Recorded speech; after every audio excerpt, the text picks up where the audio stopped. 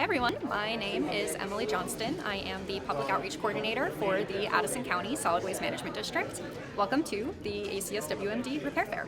Today we are here to help our community fix items that are broken. We match people with expert fixers in different categories of repair so they can learn how to fix their own items, to see a different way rather than just getting rid of broken items, to know that they can sometimes get it fixed and keep using it. This is our 7th annual Repair Fair. You can find more information about it on our website, addisoncountyrecycles.org. This event is completely free and open to the public. Old. Well, what happens, I guess, is that like the springs and stuff get dirty, and so it's a coil or like a flat spring, and it winds up until they get pretty tight, and they get dirt and dust within that. Yeah. And that, when it is unwinding, the coils don't slide by themselves. They kind of get bound up from the dirt. And I think that's probably what... Hi, I'm John Curler, and this is a repair fair. And I got into fixing stuff just because I was inquisitive. I love to troubleshoot things.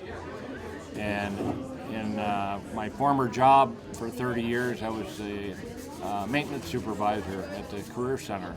So I learned to fix a lot of things. I was inquisitive about learning how to do things. So I have workshops at my house. I have a metal shop, a blacksmith shop, and a wood shop. So I do lots of different types of repairs and love to do it. Hi, I'm Don Maglienti with the Addison County Solid Waste District, and we're here at our repair fair. I think this is number 7 or so that we've done, and we've found this to be an ever more popular event for our area as people realize that they don't necessarily have to throw something away, and they can maybe get it fixed, and while they come here and do that, they can also learn some new skills perhaps. So the whole point of this event is to try to build a culture of repair in our local community, keep some stuff out of the landfill, which is our mission as the Solid Waste District, but also create this new awareness around giving things a second chance before we decide to throw them away. So we like to tell people, when you're going to buy something, look at how easy it might be to fix it. There are a lot of resources nowadays online, and we have a lot of people in our community that can help repair things. So this is just one way that we can connect those two people together. My name is Mike Golden. I've been involved with the Repair Fair since its inception, I think 10 or 11 years ago. I was one of the people that helped start building this from the grassroots of it. Don actually did he was the admin and all the work behind that.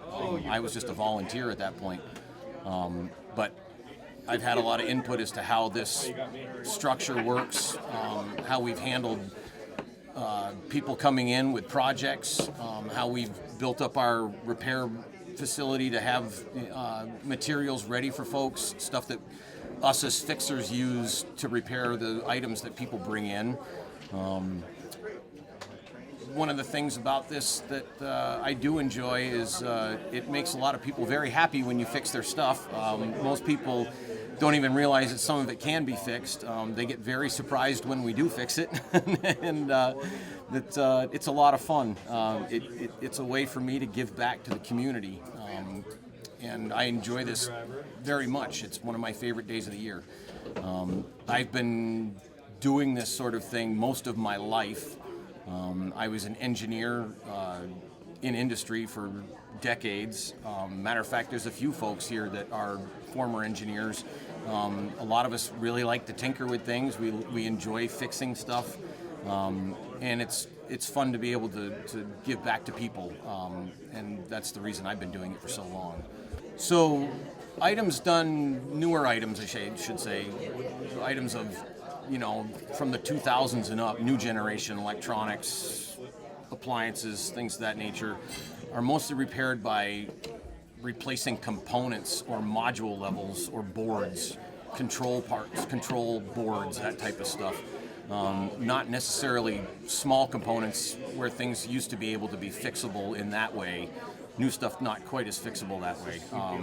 Some items that come in here where we are unable to fix because of that reason, they can still be repaired.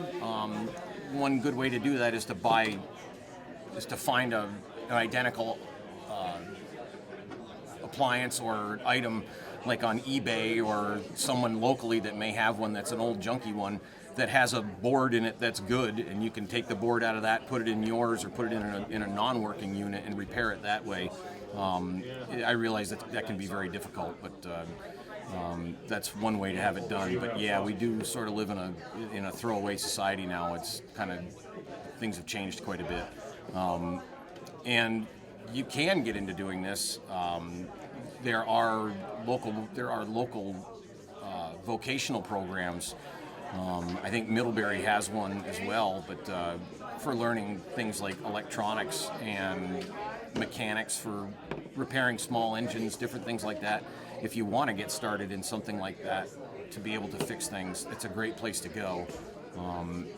Most of us that are here are the fixers. We are lifelong tinkerers. We've been doing this for a long time, so we kind of do this stuff out of our own nature, just because we like to fix everything.